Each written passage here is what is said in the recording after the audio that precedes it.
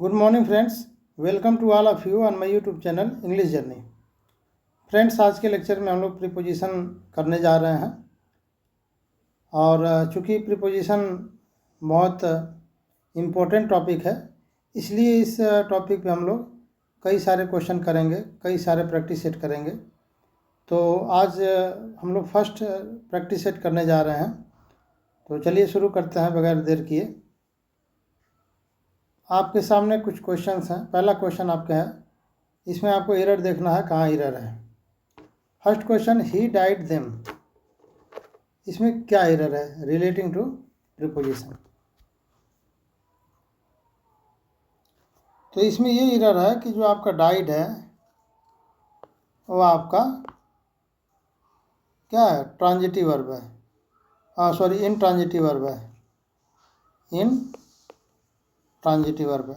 तो जब आप जो है इन ट्रांजिटिव वर्ब के बाद कोई ऑब्जेक्ट लिखते हैं तो आपको कोई ना कोई प्रीपोजिशन देना होता है, ठीक है। बगैर प्रीपोजिशन का आप नहीं लिख सकते हैं। बगैर प्रीपोजिशन का केवल आप जो ट्रांजिटिव वर्ब होती है उसी के बाद आप डायरेक्ट कोई ऑब्जेक्ट लिख सकते हैं। इन ट्रांजिटिव में आपको, चूँकि होता क्या है कि जी अगर ये वर्ब आपके ट्रांजिटिव रहेगी तो जो ऑब्जेक्ट होगा उसका ये डायरेक्ट ऑब्जेक्ट बन जाएगा। लेकिन अगर इन ट्रांजिटिव वर्ब रहेगी तो इन ट्रांजिटिव वर्ब को किसी ऑब्जेक्ट की ज़रूरत होती नहीं है, तो वह वर्ब का ऑब्जेक्ट नहीं बनेगा, तो उसे किसी न किसी प्रीपोजिशन का ऑब्जेक्ट बनाना पड़ेगा। तो इसलिए यहाँ पे आपको कोई ना कोई प्रीपोजिशन देनी पड़ेगी। अब जैसा कॉन्टेक्स्ट हुआ, चाहे आप विथ दे लीजिए, फॉर दे लीजिए, आफ्टर दे लीजिए, या बिफोर दे लीजिए, बिकॉज ऑफ दे लीजिए, यानी कि जो सिचुएशन रहेगी, जो कॉन्टेक्स्ट रहेगा वो हम दे लेंगे। लेकिन यहाँ पे जो मिस्टेक है यहाँ पे बस प्रीपोजिशन का है। नेक्स्ट क्वेश्चन आपका है, ही किल्ड देम। अब यहाँ देखिए, ये सेंटेंस हमारा बिल्कुल सही है, कोई दिक्कत नहीं है। क्यों भाई? किल आपकी ट्रांजिटिव वर्ब है, ट्रांजिटिव वर्ब है, और ट्रांजिटिव वर्ब को डायरेक्ट आपको ऑब्जेक्ट चाहिए होता है, किसी भी प्रीपोजिशन की ज़रूरत नहीं होती है, जो कि इसका ये डायरेक्ट ऑब्जेक्ट आपका देम बन जाएगा। तो ये हमारा सेंटेंस बिल्कुल सही है। Question number 3, Mohan has qualified in the exam. यहाँ भी देखिए, जो वर्ब है आपकी क्वालिफाई भी आपका ट्रांजिटिव वर्ब है। ट्रांजिटिव वर्ब को डायरेक्ट आपको ऑब्जेक्ट चाहिए, ठीक है, उसके बीच में कोई प्रीपोजिशन नहीं चाहिए। तो यह आपका जो है एग्ज़ाम है, एग्ज़ाम आपका ऑब्जेक्ट है। किसका ऑब्जेक्ट है? इस क्वालिफाई वर्ब का। तो इसमें आप डायरेक्ट आप जो है ऑब्जेक्ट लिखिए, प्रीपोजिशन की ज़रूरत नहीं है। तो यहाँ इन नहीं होगा।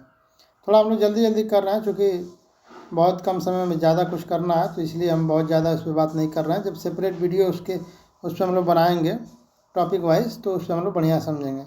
अभी हम लोग प्रैक्टिस सेट कर रहे हैं, तो हम लोग जनरली ऐसे जल्दी जल्दी आगे बढ़ेंगे। अगला क्वेश्चन है, I could not access to them. अब यहाँ देखिए, ये भी आपका जो है वही चीज़ है, आपका एक्सेस ट्रांजिटिव वर्ब है। आपको ये डायरेक्ट ऑब्जेक्ट चाहिए, इसके लिए ये प्रीपोजिशन नहीं चाहिए।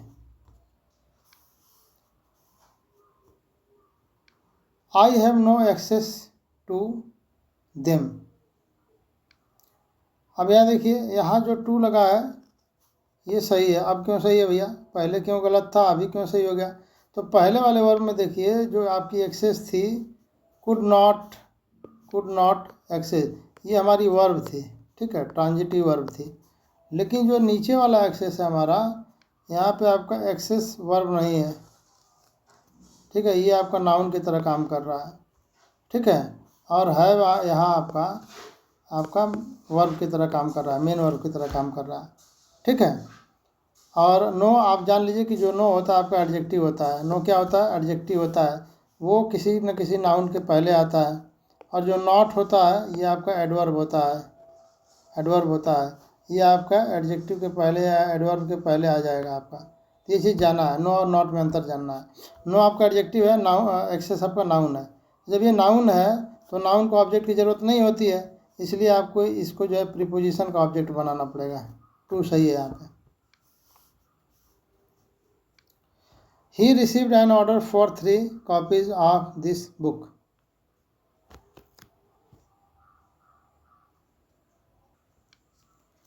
यहाँ पे देखिए, यहाँ पे आपका जो है रिसीव क्या है, वर्ब है आपका।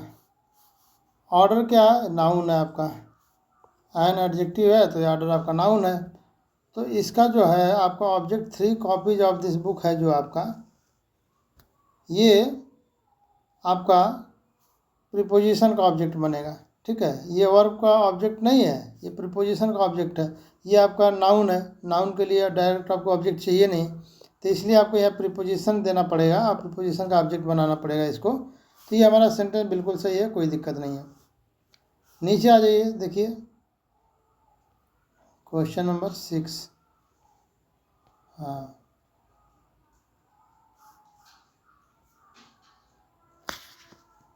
एक और एग्जाम्पल इसमें ले लीजिए।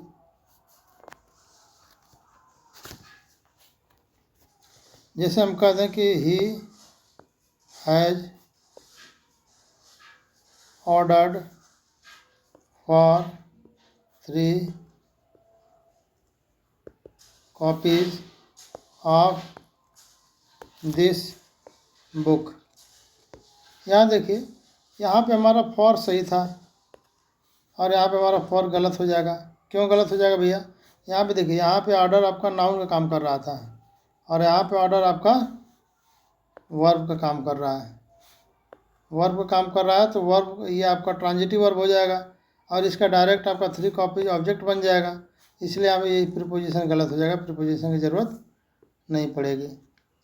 ठीक है, तो ये है आपका। चलिए अगला question, he has married to हर।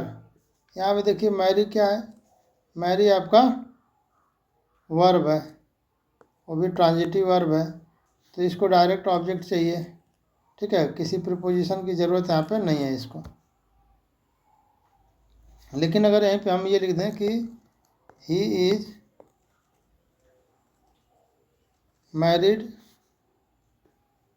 हर, तो यहाँ पे देखिए, यहाँ जो आपका है, यहाँ जो आपका है ये मैरी आपका यहाँ वर्ब नहीं है। ठीक ना, ये आपका एज ए एडजेक्टिव काम कर रहा है, कम्प्लीमेंट का काम कर रहा है। ठीक ना, तो अब यहाँ पे हमें जो है डायरेक्ट इसका जो है एडजेक्टिव को आपको, कम्प्लीमेंट को आपको जो है किसी ऑब्जेक्ट की ज़रूरत है नहीं। ठीक है, एडजेक्टिव को तो ज़रूरत पड़ती नहीं है, वर्ब को ज़रूरत पड़ती है। यहाँ पे मैरी वर्ब था, यहाँ पे आपका जो एडजेक्टिव है, तब यहाँ पे आपको किसी न किसी प्रीपोजिशन की ज़रूरत पड़ जाएगी, तो यहाँ पे आपको प्रीपोजिशन लिखना पड़ेगा। तो ये भी ध्यान देना है कि जो आपका वर्ड आया है तो एज ए वर्ब आया है कि एज ए एडजेक्टिव आया है कि एज ए नाउन आया है, ये आपको ध्यान देना पड़ेगा। देखिए वही क्वेश्चन यहाँ भी है, he is married to her, यहाँ कर दीजिए। He said to nothing, he said to nothing.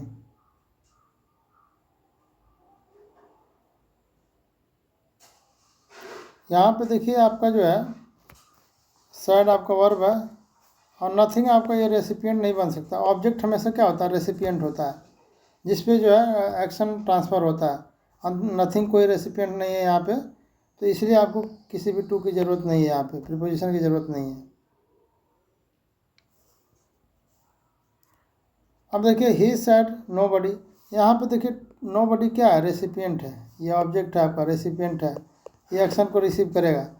तो अब इसको जो है आपको प्रीपोजिशन देना पड़ेगा। यहाँ पे रेसिपिएंट की जो प्रीपोजिशन होती है टू होती है, ही सैड टू नो बडी, तो यहाँ पे टू प्रीपोजिशन आपका इसलिए लगा है क्योंकि आपका नो बडी रेसिपिएंट है।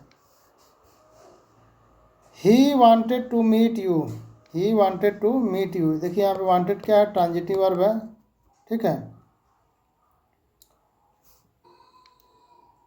यहाँ पे ये देख लीजिए, एक और क्वेश्चन यहाँ पे देखिए, he wanted to meet you, और दूसरा क्वेश्चन है, अच्छा एक और इसमें क्वेश्चन लिख दे रहे हैं, he wanted to meet you, और एक और लिख लीजिए, ही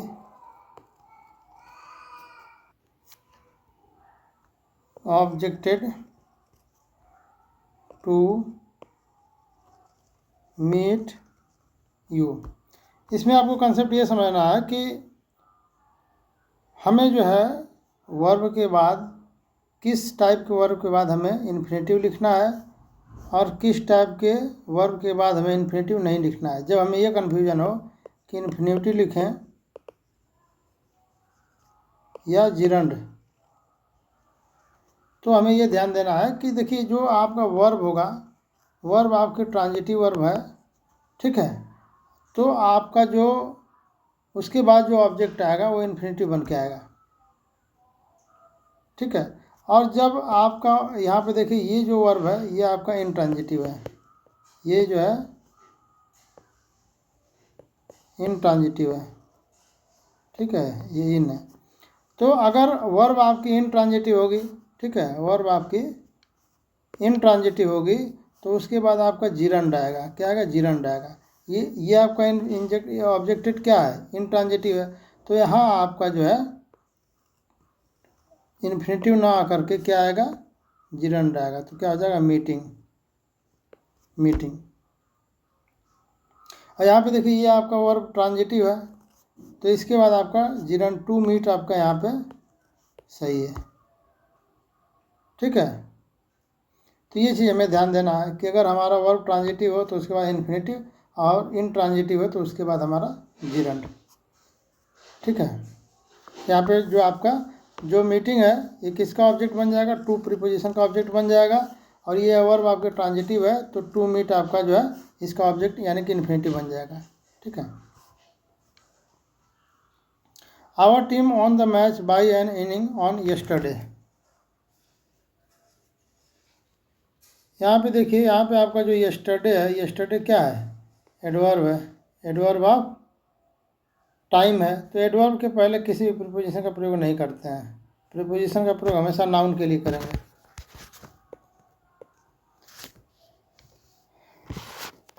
nothing but star are seen in the sky. यहाँ पे ध्यान दीजिए, नथिंग क्या है? सब्जेक्ट है। बट क्या है? प्रीपोजिशन है। स्टार्स क्या है? इस प्रीपोजिशन का ऑब्जेक्ट है। आर आपका वर्ब है, तो आपका फिर ये इन प्रीपोजिशन है, इसका ये जो है ऑब्जेक्ट है, इसका ये आपका प्रीपोजिशन का ऑब्जेक्ट है, ठीक है। सीन आपका वर्ब है, सॉरी यहाँ पे आर आपका वर्ब है, ठीक है। तो यहाँ पे हमें ये देखना है कि जो वर्ब का प्रयोग किया गया है, ठीक है, ये सीन आपका जो है, ये आपका जो है पैसिव बना रहा है इसको, ठीक है। तो हमें ये देखना है कि सब्जेक्ट क्या है। सब्जेक्ट तो हमारा नथिंग है, नथिंग है, नथिंग आपका सिंगुलर है। सिंगुलर है तो यहाँ पे जो आप आर का प्रयोग किए हैं वो हमारा क्या है? गलत है। यहाँ आर का प्रयोग नहीं होगा, इज का प्रयोग होगा। A bat like birds have no wings. यहाँ पे देखिए आपका बैट क्या है? यहाँ पे आपका सब्जेक्ट है। बर्ड्स क्या है? आपका ऑब्जेक्ट है। किसका ऑब्जेक्ट है? इस लाइक वर्ब प्रीपोजिशन का। लाइक क्या है? प्रीपोजिशन है आपका, ठीक है। नो आपका एडजेक्टिव है। विंग्स आपका नाउन है, यानी कि ऑब्जेक्ट है इसका, ठीक है। इसका ऑब्जेक्ट है यानी कि इसको नाउन मानिए, नाउन है ये विंग्स। और नो आपका एडजेक्टिव है। तो यहाँ भी हमें वर्ब ही देखना है। सब्जेक्ट हमारा क्या है? ये बैट क्या है? सिंगुलर है। और वर्ब आप यहाँ लगाया आपने प्लूरल, तो गलत हो गया, हैज होना चाहिए। The team found nothing inside of the house. यहाँ भी देखिए आपका टीम क्या है? सिंगुलर है। फाउंड क्या है? वर्ब है। नथिंग क्या है? ऑब्जेक्ट है। इनसाइड क्या है? प्रीपोजिशन है, ठीक है। और ऑफ भी यहाँ पे आपका प्रीपोजिशन है, ठीक है। और द हाउस इस प्रीपोजिशन का ऑब्जेक्ट है। तो यहाँ पे हमने डबल प्रीपोजिशन का प्रयोग कर दिया, एक इनसाइड का और एक ऑफ का। तो एक प्रीपोजिशन हटा दीजिए यहाँ से, इनसाइड रहने दीजिए, सही हो जाएगा आपका। The correct officer remind in prison during 3 years। यहाँ पे देखिए एक यहाँ पे करेक्ट नहीं होगा, करप्ट होगा। Corrupt officer remind in prison during 3 years।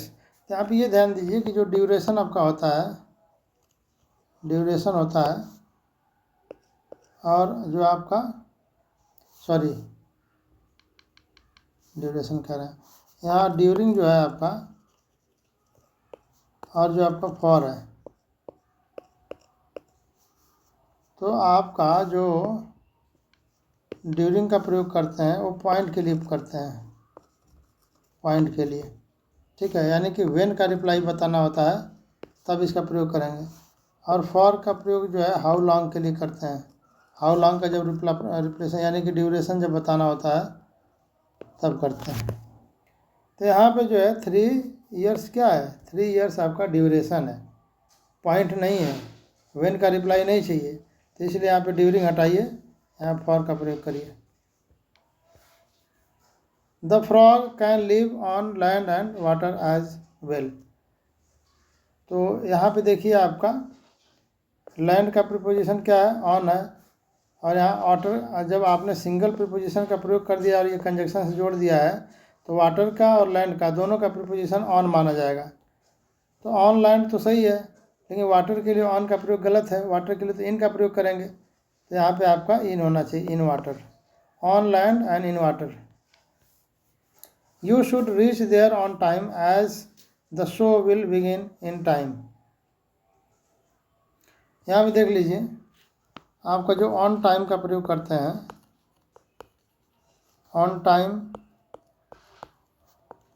In time, फिर आपका होता है आउट टाइम या कुछ भी एक और, हाँ आउट टाइम। तो इसको जो है ऑन टाइम का मतलब होता है एकदम समय पर, और इन टाइम का अर्थ होता है समय से पहले, समय से पहले, और आउट टाइम का मतलब होता है बाद में, ठीक है। तो you should reach there on time as the show will begin in time. तो जो शो आपका बिगिन होता है वो आप जो है शो में कहाँ जाते हैं, समय पे जाते हैं या समय से पहले जाते हैं, तो थोड़ा सा समय से पहले जाना पड़ता है आपको। इन टाइम यहाँ पे होना चाहिए, ऑन टाइम गलत है। He has no friend to play, he has no friend to play. तो यहाँ पे ये देख लीजिए, यहाँ जो आपका, यहाँ देखिए आपका he has no friend to play, ये आपका क्या है, फ्रेंड नाउन है, और टू प्ले क्या है, टू प्ले आपका यहाँ पे इन्फिनेटिव है, इन्फिनेटिव है। और ये आपको ये जानना है कि किसी नाउन के बाद अगर हम इन्फिनेटिव लिखते हैं तो वह नाउन उस इन्फिनेटिव का ऑब्जेक्ट अगर होता है, ठीक है, तो प्रीपोजिशन नहीं लिखने की ज़रूरत है उसके आगे। लेकिन अगर नहीं होता है आपका ऑब्जेक्ट, ठीक है, तो वहाँ पे आपको प्रीपोजिशन उसके बाद देना पड़ता है। जैसे कि और एग्जांपल लिख दें तब समझ में आएगा। He has no toys to play. यहाँ पे देखिए, यहाँ पे भी आपका क्या है, यहाँ भी आपका जो है टॉय नाउन है, यहाँ फ्रेंड आपका नाउन है, ठीक है। तो जो आपका इन्फिनेटिव है, तो हमें ये देखना है कि क्या इस इन्फिनेटिव का ये ऑब्जेक्ट बन सकता है। टू प्ले वाट, ट्वाइस, यानी कि जो आपका ट्वाइस होता है किसके लिए होता है, खेलने के लिए होता है, ठीक ना, ट्वाइस को खेला जा सकता है, ठीक है। लेकिन आपको यहाँ पे क्या फ्रेंड को खेला जा सकता है, नहीं, फ्रेंड के साथ खेला जाएगा। तो अगर इसका ऑब्जेक्ट है तब तो इसके आगे कोई प्रीपोजिशन नहीं लगा। लेकिन अगर इस इन्फिनेटिव का ये ऑब्जेक्ट नहीं बनेगा तो इसके आगे सूटेबल प्रीपोजिशन लगाएंगे जो कि सूट करे। तो प्ले विथ का प्रयोग करना पड़ेगा आपको। He has no friend to play with, ठीक है। तो इस पर अलग और भी क्वेश्चन हम लोग करेंगे, चूँकि हम लोग जल्दी इस वीडियो ख़त्म करना है। एक और क्वेश्चन है तो इसको बाद में और हम लोग डिटेल में इस कंसेप्ट को समझेंगे, इस पर और बहुत सारे एग्जाम्पल करेंगे। The man walked across the field, the man walked across the field. तो यहाँ पे आपका जो है ये जान लीजिए कि जो आप, एक मिनट इसको रुकिए, थोड़ा सा सही करते हैं।